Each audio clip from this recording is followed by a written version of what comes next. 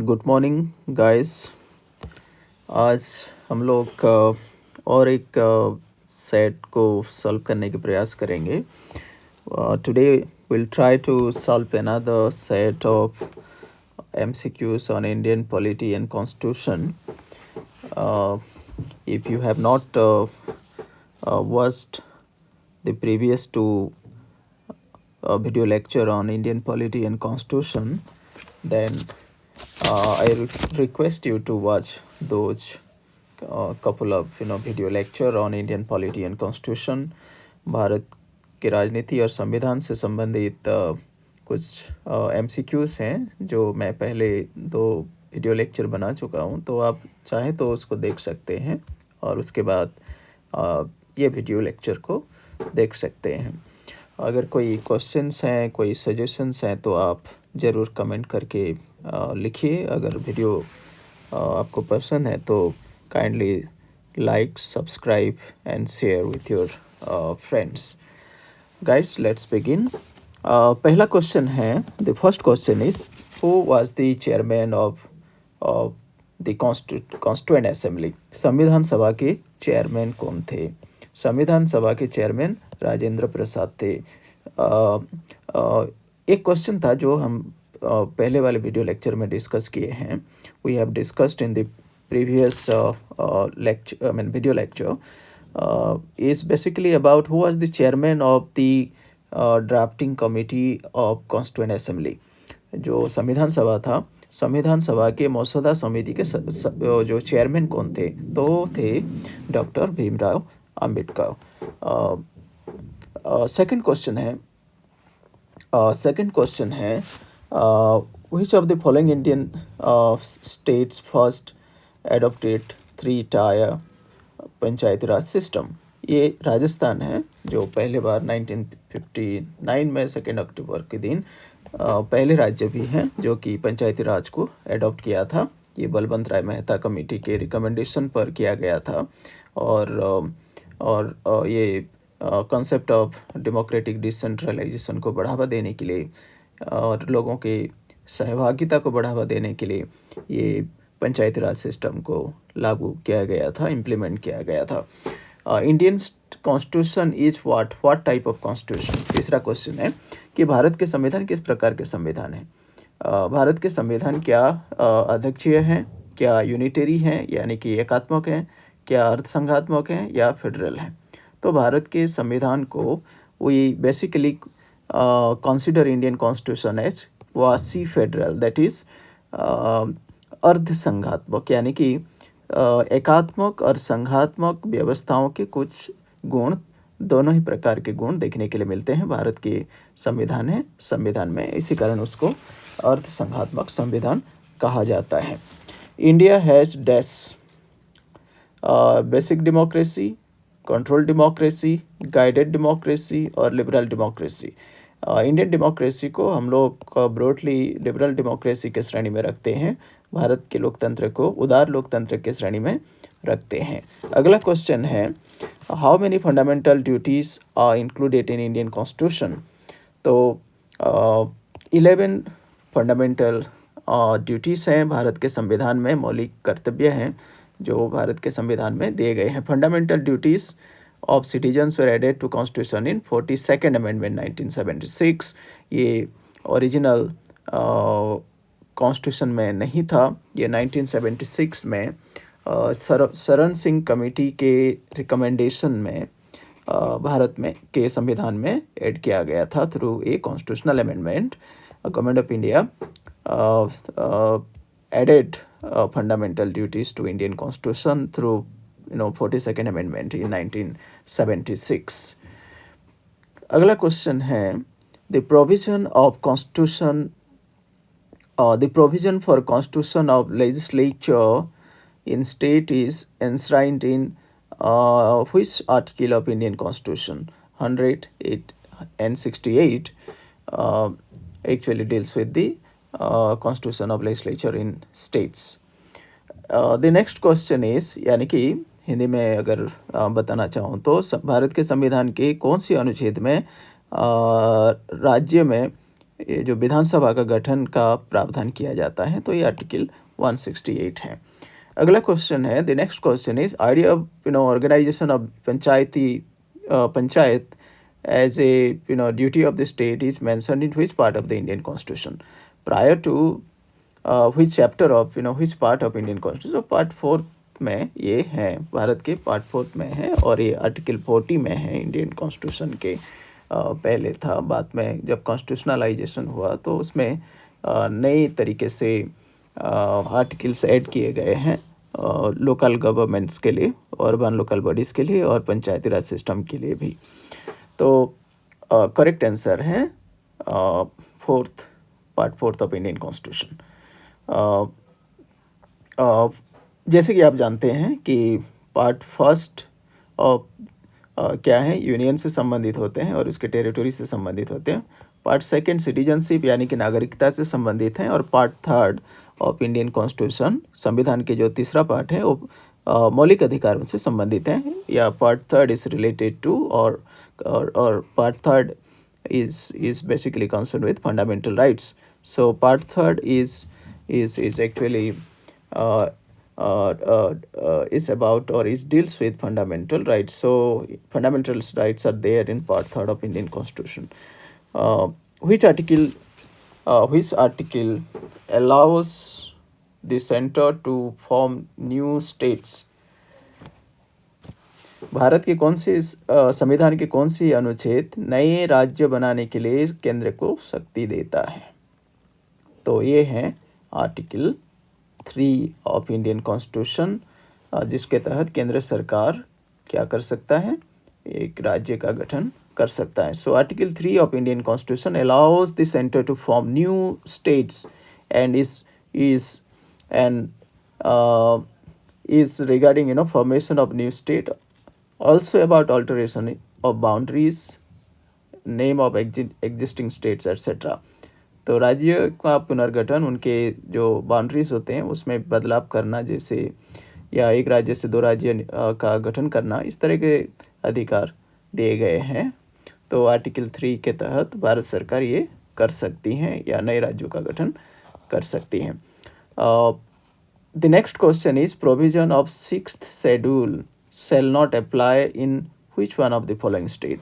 जो special provision हैं राज्यों के लिए, उनमें से 6th शेड्यूल हैं, वो कुछ राज्यों के लिए क्या है, स्पेसिफिक क्या है प्रोविज़न की गई हैं। जैसे कि मेघालय, त्रिपुरा, मिजोरम के लिए स्पेशल प्रोविज़न है, तो ये 6th शेड्यूल के अंतर्गत आते हैं, लेकिन गोवा 6th शेड्यूल के अंतर्गत नहीं आता है। तो 6th शेड्यूल किन राज्यों से संबंधित है, ये देखिए, मेघालय, त्रिपुरा, मिजोरम, लेकिन गोवा से संबंधित नहीं है।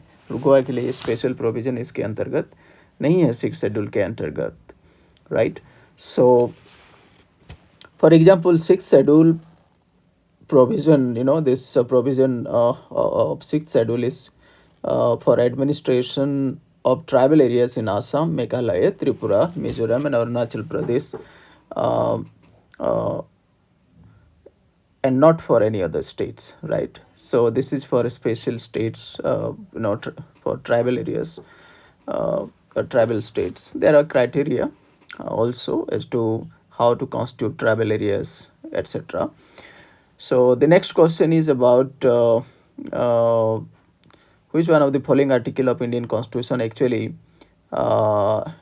enunciate fundamental duties.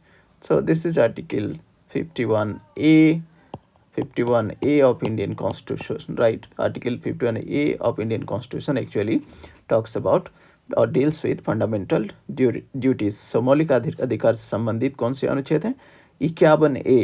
51A Bharat के संविधान के अनुच्छेद 51A मौलिक अधिकार से संबंधित हैं। The term state has been defined in which one of the following articles of Indian constitution? ये the term state has been defined in which one of the following articles of Indian constitution?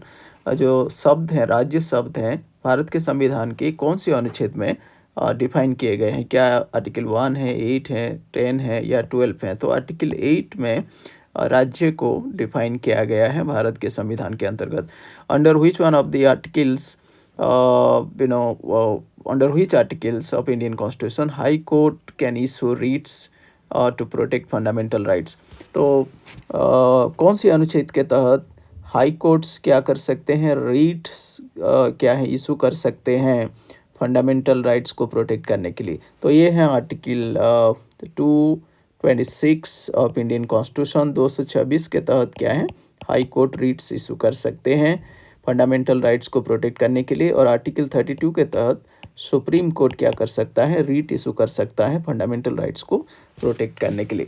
अगला question है, from the constitution of from the constitution of which country the provision of federal और federation was borrowed while framing Indian Constitution?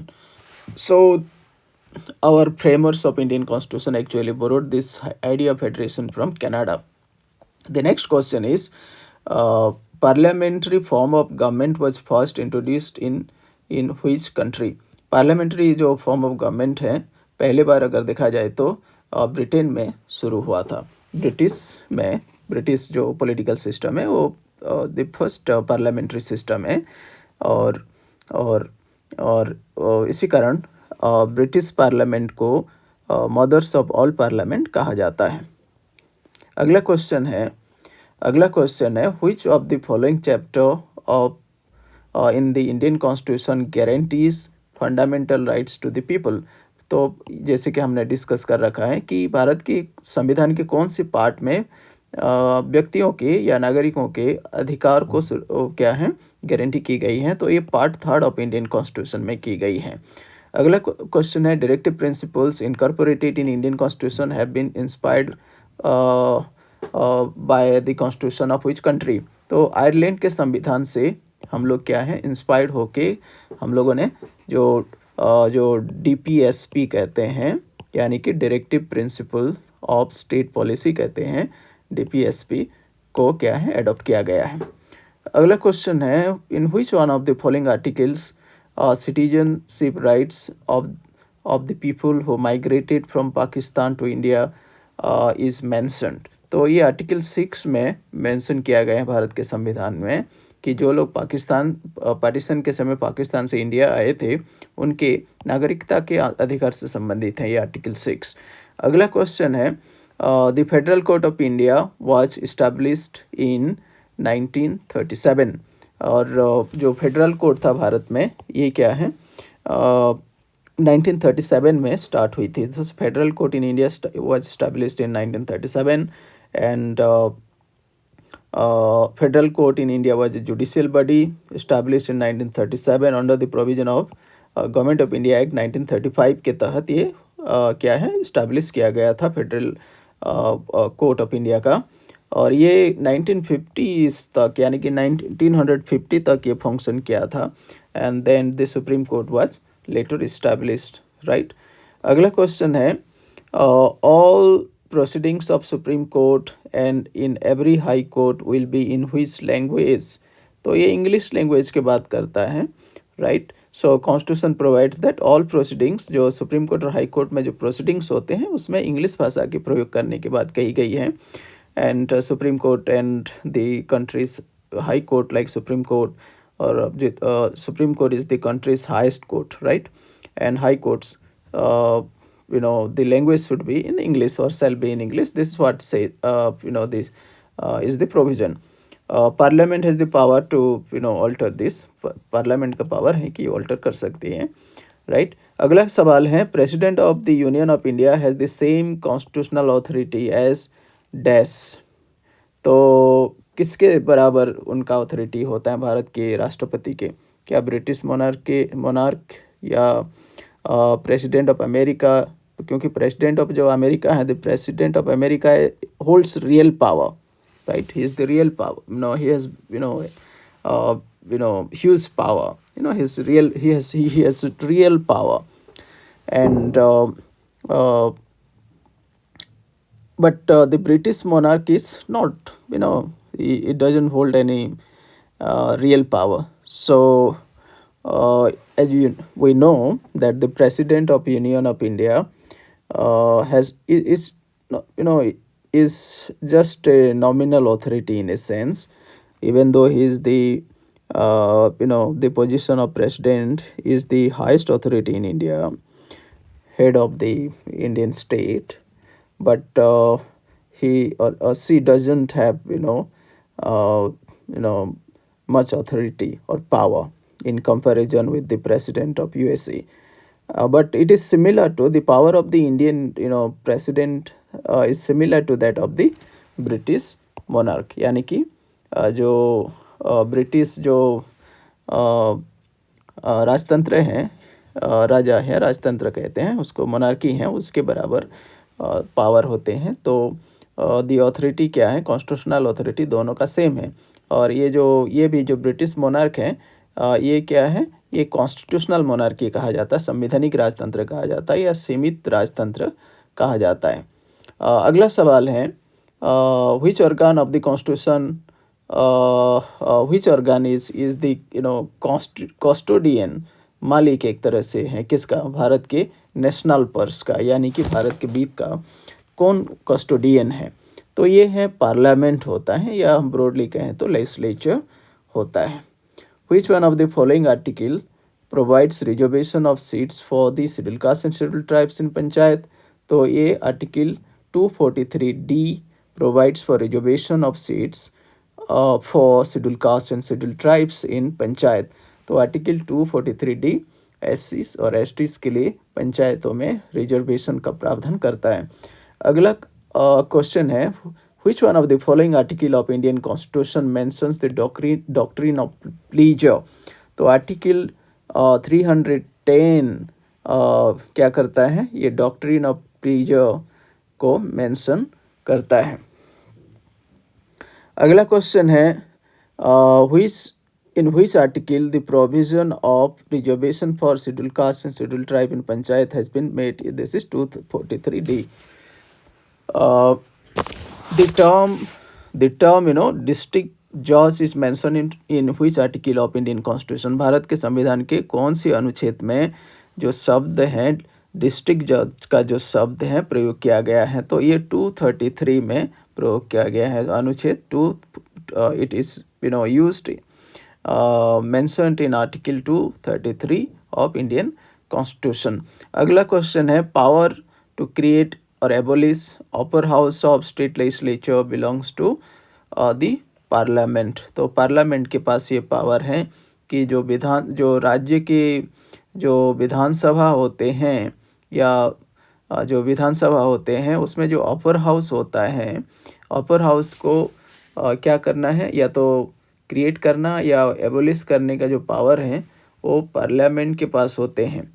Proposal for abolition और establishment of state legislative council requires what, confirmation of Indian parliament. अगर बनाना है और या फिर abolish करना है, जिसको कहते हैं अपर हाउस लेजिस्लेटिव काउंसिल कहते हैं, ठीक है, विधान परिषद कहते हैं। तो या तो उसको बनाना या फिर एक राज्य में बनाना या उसको क्या करना, एबोलिश करना। ये क्या है, भारत के पार्लियामेंट के उसके लिए क्या चाहिए, अनुमोदन चाहिए, उनका स्वीकृति चाहिए, तभी किया जा सकता है।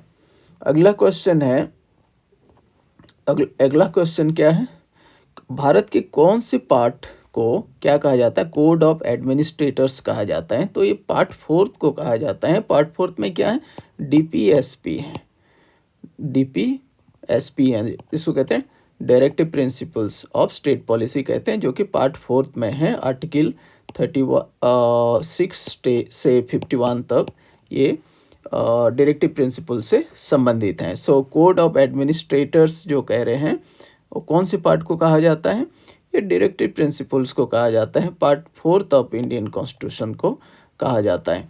अगला सवाल है, which article of Indian Constitution provides safeguards for Naga community। थोड़ी देर पहले हमने डिस्कस भी किया था, ठीक है, कि स्पेशल प्रोविजंस होते हैं राज्यों के लिए। तो उसमें से आर्टिकल 371A है, जो नागालैंड के उनके अलग से जो सामाजिक जो प्रैक्टिसेस हैं और या उनका कस्टमरी जो है लॉ हैं या उनके कस्टम्स हैं उनको सुरक्षा देता है। सो स्पेशल प्रोविजंस हैं इंडियन कॉन्स्टिट्यूशन में 19 62 में क्या किया गया था, ये प्रावधान की गई थी। और आर्टिकल 371A में इस नागालैंड को इस तरह के ऑटोनॉमी एक तरह से या स्पेशल प्रोविज़न मिला है कि वो अपने संस्कृति को सुरक्षित कर सकते हैं, या उनके संस्कृति को सुरक्षा दी गई है, protection of their customary law और their social practices etcetera.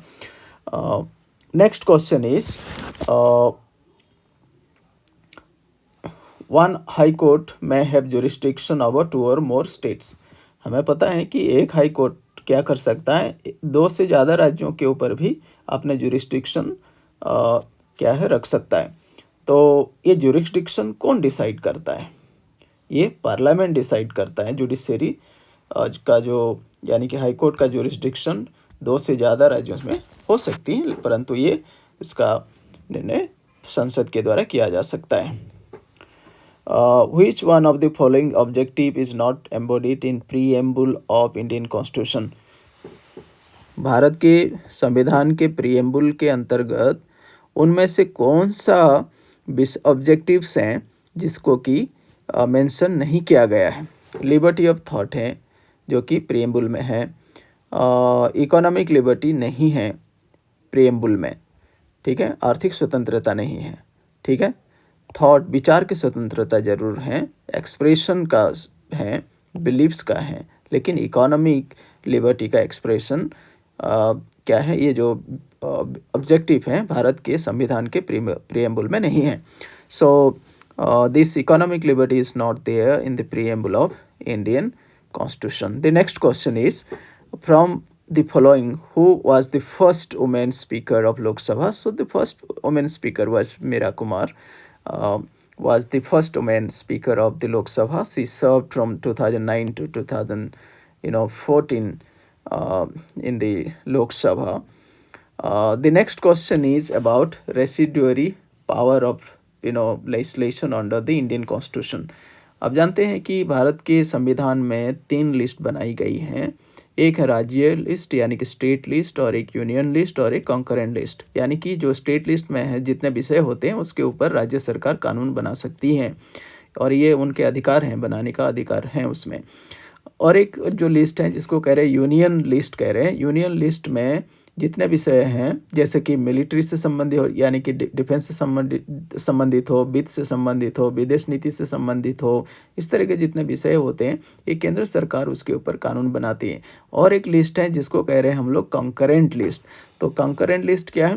Concurrent list में कुछ विषय हैं जो जिसके ऊपर राज्य और केंद्र सरकार दोनों कानून बना सकते हैं, परंतु ऐसे भी परिस्थिति उत्पन्न हो सकती हैं कि इन तीनों लिस्ट में ना हो, एक ऐसे विषय भी हो सकता है जिसको हम कह रहे हैं रेसिडुअरी पावर कह रहे हैं।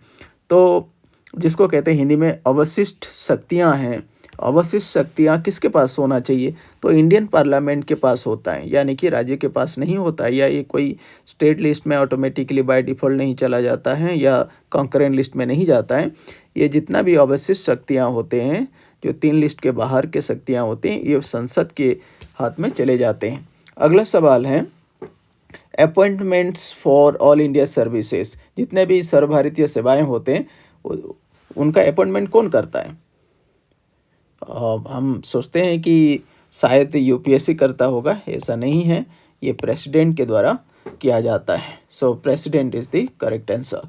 The next question is, the states in India are demanding what? Demanding greater autonomy from the centre in the desk field. क्या लेजिस्लेटिव फील्ड में, कानून बनाने के फील्ड में ऑटोनॉमी मांग रहे हैं ज़्यादा राज्य सरकारें? क्या प्रशासनिक संदर्भ में, वित्तीय संदर्भ में? हाँ, ये 3 ही संदर्भ को हम तो all of the above are true कि राज्य सरकार वित्त में भी वो काफ़ी ज़्यादा ऑटोनॉमी मांग रहे हैं केंद्र सरकार से, प्रशासनिक संदर्भ में भी काफ़ी ऑटोनॉमी स्वायत्तता मांग रहे हैं, कानून बनाने में लेजिस्लेटिव फील्ड में भी राज्य ज़्यादा स्वायत्तता मांग रहे हैं। तो इसी कारण ये तीन जो हमारे पास अल्टरनेटिव्स हैं ये 3 ट्रू हैं। अगला क्वेश्चन है, what is the duration of membership of state legislative council. जो राज्य में विधान परिषद है उनका ड्यूरेशन क्या है? जिस प्रकार राज्यसभा क्या है? राज्यसभा एक परमानेंट बॉडी है, right, Rajya Sabha is a permanent body.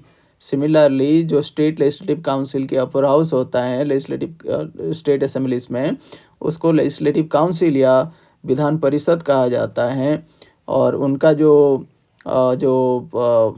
Duration है, मेंबरशिप का जो ड्यूरेशन है 6 ईयर का होता है, लेकिन ये परमानेंट में क्या है हाउस होता है। और 1/3 जो मेंबर्स हैं वो क्या है रिटायर्ड होते हैं एवरी 2 ईयर्स में। ठीक है, जिस प्रकार राज्यसभा में होते हैं, तो ये राज्यसभा का डुप्लीकेट है स्टेट में, यानी कि विधानसभाओं में।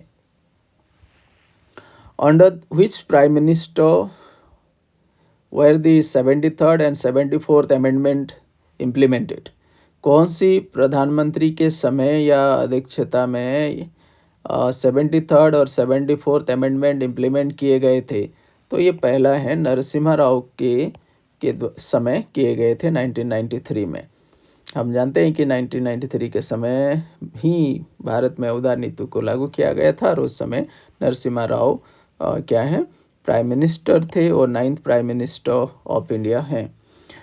Which one of the following article states that state shall take necessary steps to organise village panchayat? तो आर्टिकल 40 में यानी कि DPSP में ये कही गई है, directive principles of state policy में, कि राज्य क्या करे पंचायती राज का ऑर्गेनाइज करे। ठीक है, अगला क्वेश्चन है in which one of the country financial legislation is introduced in upper house? जिस प्रकार हम जानते हैं कि वित्त विधेयक जो है भारत में लोअर हाउस में यानी कि लोकसभा में इंट्रोड्यूस किया जाता है, लेकिन सवाल क्या है कौन सी देश के अपर हाउस में जो वित्त विधेयक इंट्रोड्यूस किया जाता है? तो ये है जर्मनी में किए जाते हैं। अगला क्वेश्चन है in which of the following articles of the constitution of India makes a special mention of village panchayat? So this is article 40 जो विलेज पंचायत के बारे में बात करता है।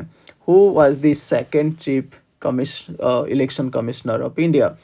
भारत के सेकंड जो चीफ इलेक्शन कमिश्नर थे उनका नाम था कल्याण सुंदरम।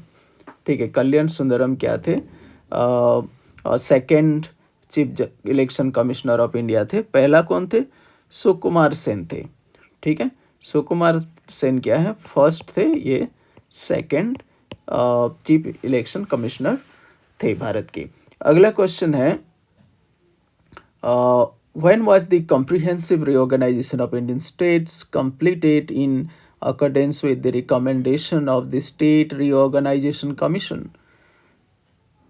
तो राज्य पुनर्गठन जो आयोग के रिकमेंडेशन के तहत किया गया था, तो वो कब किया गया था? वो 1956 में किया गया था।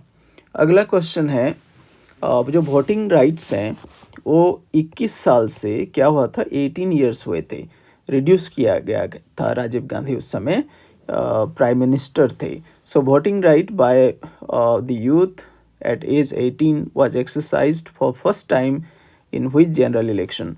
कौन सी फर्स्ट जनरल इलेक्शन है जिसमें कि यूथ पहले बार 18 साल के जो यूथ हैं वो वोट देने का जो अधिकार हैं उसको एक्सरसाइज किया था? तो ये 1989 में किया था।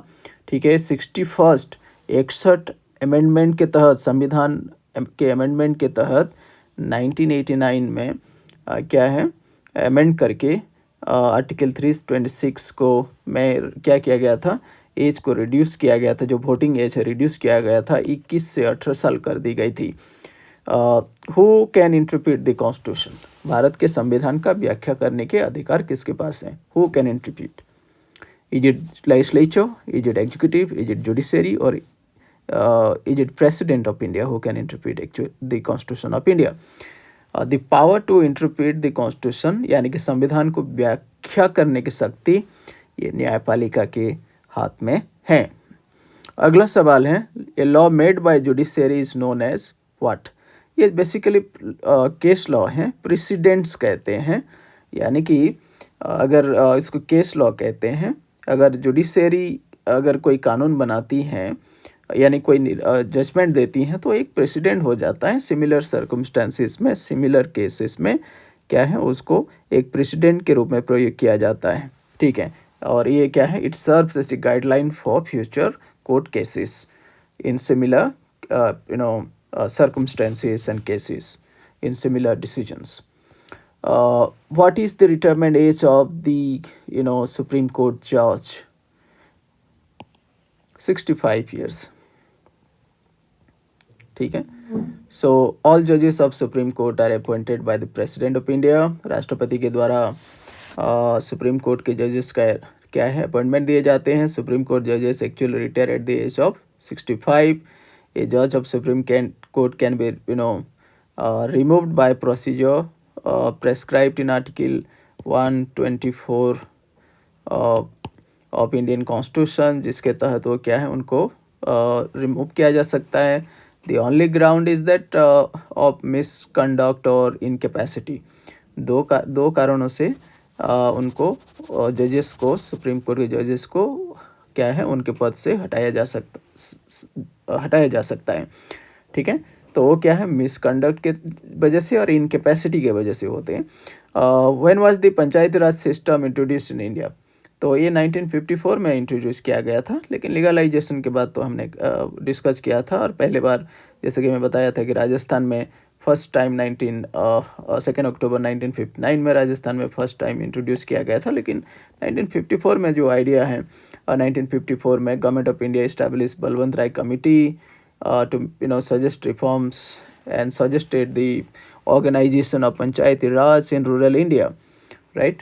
So फर्स्ट टाइम अगर देखें तो फर्स्ट टाइम 1959 में पहला राज्य है जो कि इंट्रोड्यूस किया था पंचायती राज को। उसके बाद कई सारे राज्यों ने उसको फॉलो किया था। What is not the concern of the local government? जो लोकल गवर्नमेंट है उनका दायित्व के दायरे में, उनके दायरे में कौन सा नहीं आता है? पब्लिक हेल्थ तो आता है, सैनिटेशंस भी आते हैं, पब्लिक यूटिलिटी सर्विसेज भी आते हैं, लेकिन लॉ एंड ऑर्डर नहीं आता है। लॉ एंड ऑर्डर स्टेट के अंतर्गत होते हैं। ठीक है, स्टेट गवर्नमेंट का दायित्व है, लोकल गवर्नमेंट का नहीं है। पंचायत या पंचायती राज या जो म्यूनसिपलिटीज़ वगैरह, जो म्यूनसिपल कॉरपोरेशंस होते हैं, उनका दायित्व लॉ एंड ऑर्डर का नहीं है, वे राज्य विषय है। अगला क्वेश्चन है, which article of constitution India actually abolishes untouchability, forbids its practice in any form? जो जिस अनटचेबिलिटी है, अस्पृश्यता है, उसको कानूनी तौर पर एबोलिश किया गया है। और ये आर्टिकल 17 इंडियन कॉन्स्टिट्यूशन के आर्टिकल 17 में क्या है, मेंशन की गई है। Which article of Indian constitution provide for institutions of panchayati raj? तो ये आर्टिकल 40 है, जो हमने 2-3 बार ऑलरेडी डिस्कस कर रखा है। Article 1 of Indian constitution declares India is what? Article जो 1 है भारत के, क्या डिक्लेयर करता है? क्या फेडरल स्टेट डिक्लेयर करता है, क्वासी फेडरल करता है, यूनिटरी या यूनियन स्टेट? सो आर्टिकल 1 कहता है कि भारत एक यूनियन ऑफ स्टेट्स हैं। India that is Bharat is A union of state, इस तरह का बात कही गई है। सो ये कुछ थे 50 क्वेश्चंस थे जो हमने डिस्कस किया। अगर कोई उससे संबंधित कोई अगर कमेंट है, कोई क्वेश्चंस हैं या कोई सजेशंस हैं, तो आप ज़रूर कमेंट करके बताइए। और अगर वीडियो अच्छा लगता है तो फिर आप उस लाइक कीजिए, सब्सक्राइब कीजिए और शेयर कीजिए। I stop here. Thank you.